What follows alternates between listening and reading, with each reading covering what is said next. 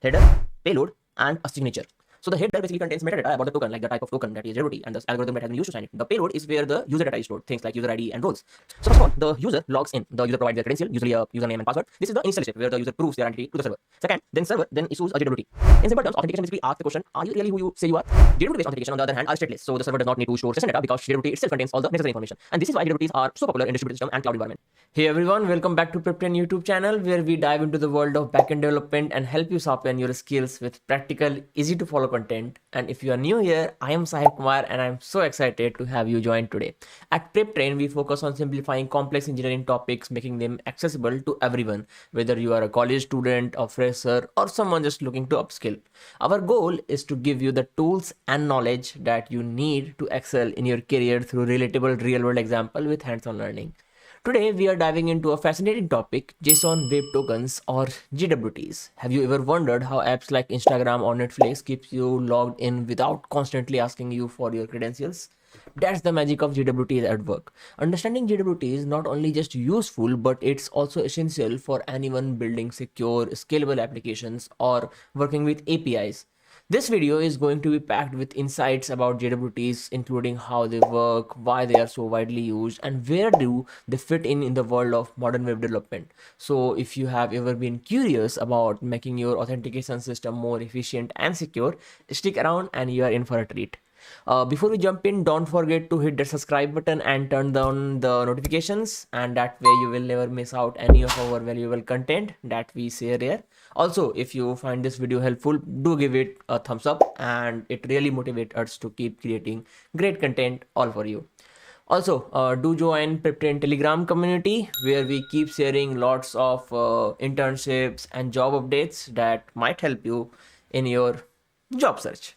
All right, let me bring my deck and then we will dive right into how JWTs work and why they are a game changer in web development. Let's start by talking about JWTs or JSON Web Tokens. Have you basically wondered how you stay logged into apps like Instagram or Netflix without constantly re-entering your credentials? That's JWT in action. JWT is basically a secure way to transmit data between two parties. It is primarily used for authentication, allowing servers to recognize users without requiring them to re-enter their credentials on every interaction. JWTs are all about convenience and security.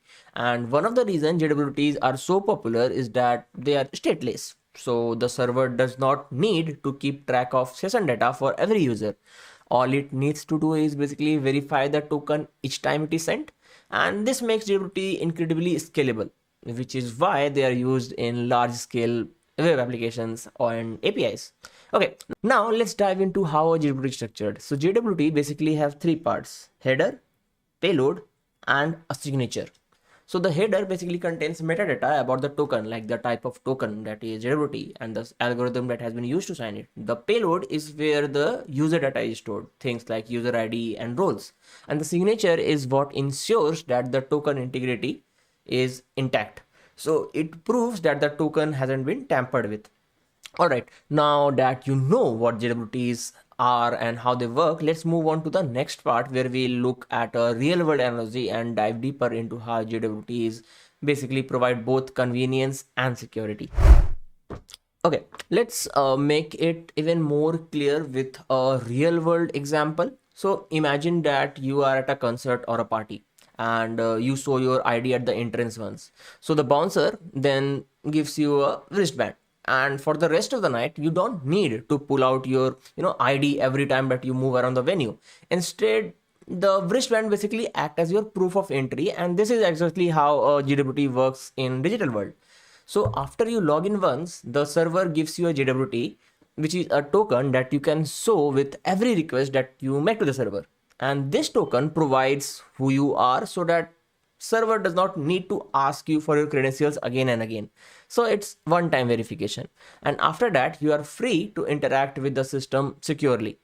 So this analogy helps us understand the convenience of JWTs. So you don't need to repeatedly show your ID once you have shown your wristband or JWT, you are good to go. But it's not just about convenience; it's also about security. So the wristband or JWT is basically unique to each user and can't be easily forged or tampered with because of the signature that is attached to it. Think about it. Wristband allows you to move freely in a venue. JWTs enable users to navigate through an app or access different resources without constantly verifying their identity. This basically saves time and reduces server load, and it also ensures that a user experience is smooth. Alright, now that we have understood the example, let's dive into the components of JWT and see how each part, the header, payload, and signature works together to keep everything secure.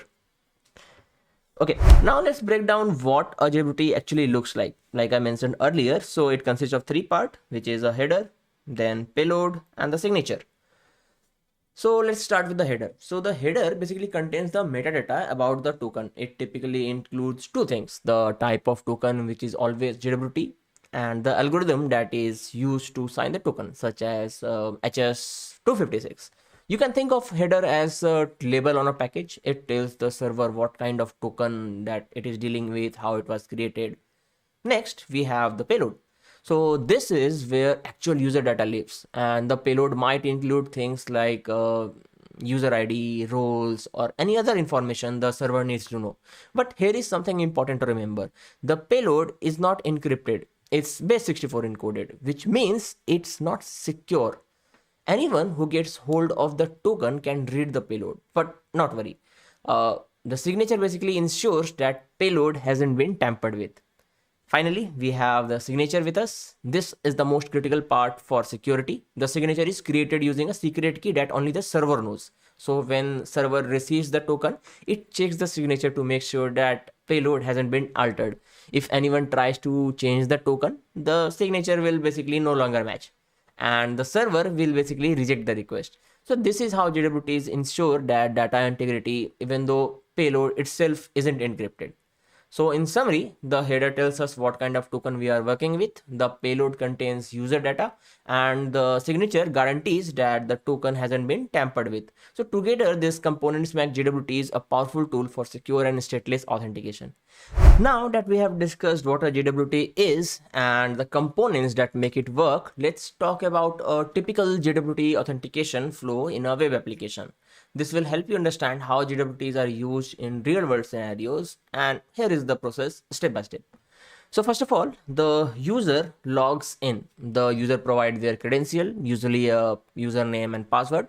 This is the initial step where the user proves their identity to the server. Second, then server then issues a JWT. So once the server verifies the user credential, it creates and sends back a JWT. This token is unique to the user and it contains encoded information about their identity, like the user ID or roles. Third, then JWT is stored on client. So the client then stores this JWT usually in local storage or a cookie. This is important because every time user interact with the server, the token will be sent along with the request. After that, JWT is basically sent with every request, or it is basically used to access the resources. So every time the user wants to access a protected resource, like let's say profile page or dashboard, the JWT is sent with the request. So typically the token is included in the authorization header of HTTP request. Finally, server validates the JWT, and when server receives the request, it checks the token. So it verifies the signature to ensure that the token hasn't been altered, and it checks if the token has expired. If everything checks out, the server basically grants access to the requested resource. This process is quick and efficient because the server does not need to store or manage session data. It simply verifies the JWT and grants access. And this makes JWTs an ideal solution for stateless system where scalability and performance are critical. So to summarize, the user logs in, it gets the JWT, and then JWT is stored on the client, and then it is sent with every request. The server basically checks the token, and if valid, it grants the access. So it's a seamless way to manage user authentication without placing a heavy load on the server. Okay, now that you have understand how JWTs work, let's move on to clarify two important terms that you will see in this process: authentication and authorization. These terms are closely related but serve different purposes in the world of backend development. Let's start with authentication. This is all about proving who you are. When you enter your username and password to log into a website, you are going through authentication process. In simple terms, authentication basically asks the question, are you really who you say you are? So when you provide your credentials and the server verifies them, you are basically getting authenticated. Next come authorization. Once you have proven who you are and the system needs to determine what resources or actions you are allowed to access, this is known as authorization. In other words, authorization answers the question, what are you allowed to do? For example, once you are logged into a website, authorization determines if you can access certain pages, modify content, or perform admin level tasks. Now, where do JWTs fit into this? JWTs help with both authentication and authorization. During the authentication process, the server basically verifies your credentials and issues a JWT. After that, every time that you make a request, the JWT proves your identity, which is authentication, and it can also be used to check what resources you have permission to access, which is authorization. So why is this distinction important? Because while authentication proves who you are, authorization controls what you can do, and both processes are crucial for keeping your application secure. So as we move forward, keep these two terms in mind and they will help you understand how JWTs are used to manage both identity verification and access control in modern application. All right, now that you have clarified, both terms, let's explore what JWTs are commonly used in the real world. Okay, so now you must be understanding the fundamentals of JWTs. So let's take a look at some real world use cases. So JWTs are incredibly versatile and are used across various environments to manage and secure authentication and authorization. One example that we can say for JWT is basically single sign-on or SSO. So if you have ever logged into a website using your Google or Facebook account, that's single sign-on or SSO in action. So with SSO, you can use one set of credentials to access multiple applications or website. JWTs plays a key role in this process. When you log in with one service, let's say Google, a JWT is issued and passed between the services to authenticate your identity across platforms. This simplifies the login process for users while maintaining security. Secondly, APIs. So JWTs are widely used in API, which is basically application programming interfaces. When a client application like a mobile app or a web app communicates with a backend server through an API, JWTs are often used to secure the request. The client basically adds the JWT to the request and the server verifies it before granting access to the resource. So this ensures that only authenticated users can access the APIs and basically the endpoint remains protected. Third, let's say mobile apps. So JWTs are also used popularly in mobile apps, let's say in Instagram or Uber. So once you log into the app, the JWT is stored on your device and then you can basically interact with the app without needing to log in every time.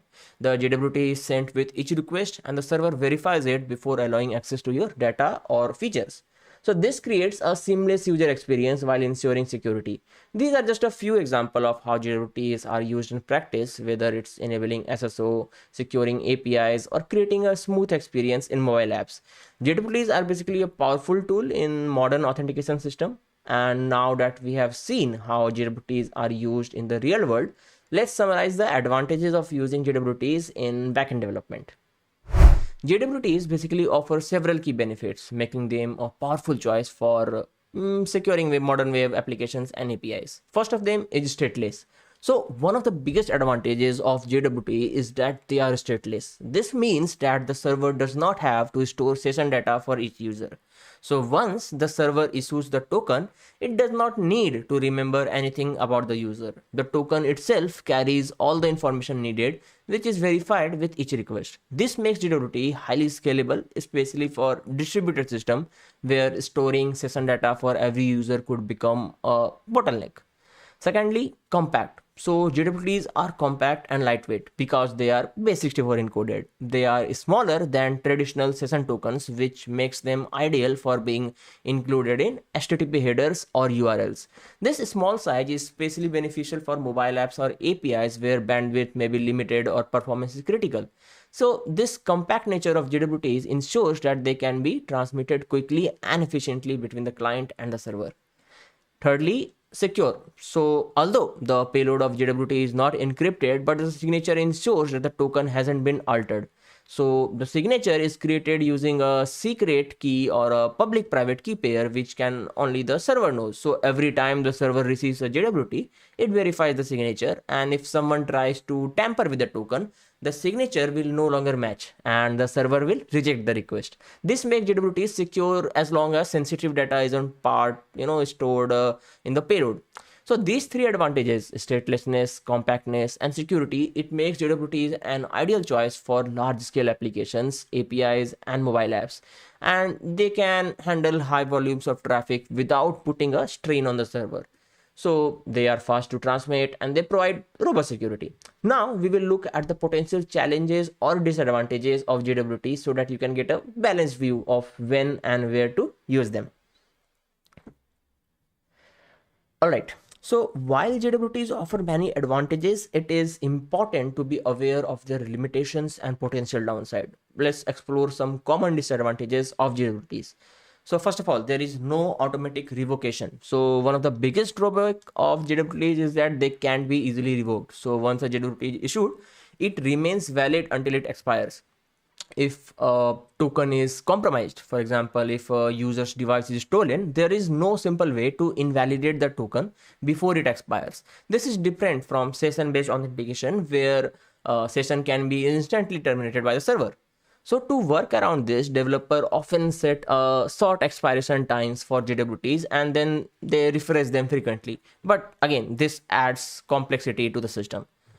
Secondly, we can say payload is basically not encrypted. So like we discussed earlier, payload of a JWT is basically base 64 encoded, not encrypted, which means that anyone who gets access to your token can actually read the information in the payload. So while the signature ensures that token hasn't been altered, it does not prevent someone from reading the data. And this is why it's important to avoid putting sensitive information like password or personal data in the payload. But still, if sensitive information needs to be transmitted, encryption should be used in addition to JWT.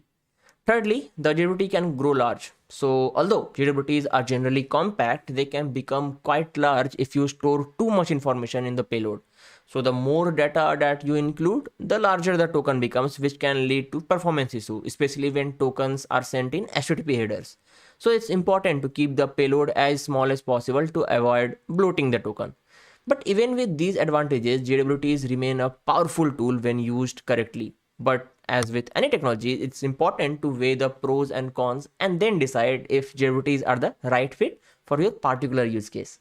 Now that we have covered the disadvantages, let's compare JWT with traditional session-based authentication to understand the difference between when you might choose one over the other. So session-based authentication is basically like in traditional session-based authentication, when a user logs in, the server basically creates a session for that user and stores the session data on the server.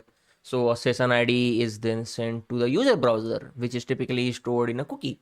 So every time the user makes a request, the session ID is sent back to the server, which retrieves the session data from its storage to verify the user identity. While this works well for small scale application, it does not scale as efficiently in the distributed or cloud-based system, because each server in a distributed system would need to access to the same session store, which can add complexity and increase latency. JWT-based authentication, on the other hand, are stateless, so the server does not need to store session data because JWT itself contains all the necessary information. And this is why JWTs are so popular in distributed system and cloud environment. Since there is no need for a central session store, every server can independently verify the JWT without needing the access to shared storage. And this makes JWT a more scalable solution for modern web application. When we talk about scalability, JWT have a clear advantage over session-based authentication because JWT don't require centralized session storage. So they are ideal for applications that are distributed across multiple servers or they are hosted in the cloud. So every server can basically validate the JWT without needing to communicate with other server, which is significantly improving scalability in large system. So in summary, session-based authentication works well for smaller applications where session data can be easily managed on the server. However, as your system grows and becomes more distributed, JWT-based authentication becomes a better option due to its scalability and stateless nature. Next, let's summarize the key takeaways from everything that we have covered about JWT. So let's take a moment to summarize everything that we have learned about JWT so far. This way you can walk away with a clear understanding of how and why JWTs are important in modern web development. So JWTs are basically stateless and secure, and it is one of the biggest advantages. So this means that server does not need to store session data, making JWTs ideal for large-scale distributed system. The server only needs to verify the token with each request, which reduces the load and complexity of managing user session. JWTs are also secure because of the signature. So even though payload isn't encrypted, the signature ensures that token hasn't been tampered with. So if someone modifies the token, the signature will no longer match and the server will reject the request. So JWTs are used for both authentication and authorization. Like we discussed earlier, JWTs basically plays a key role in both authentication and authorization process.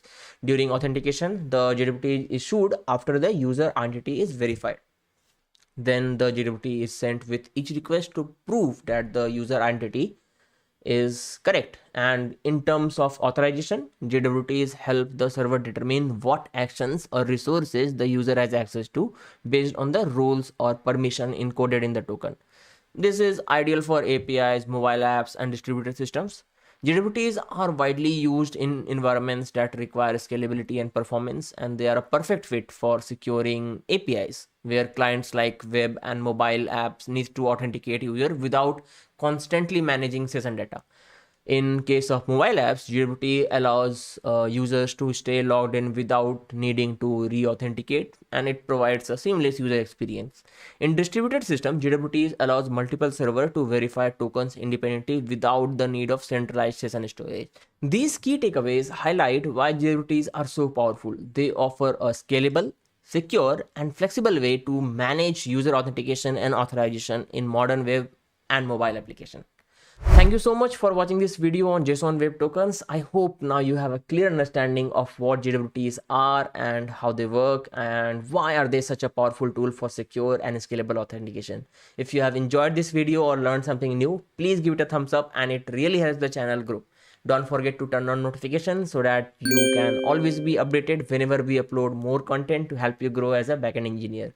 We will also love to have you join our Prep10 Telegram community where you can get the latest updates on job opening, internship, and more.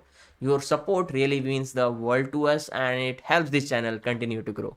I will see you in some other video where we will be diving into even more exciting backend topics. And until then, keep learning, keep building, and take care. See you in next one.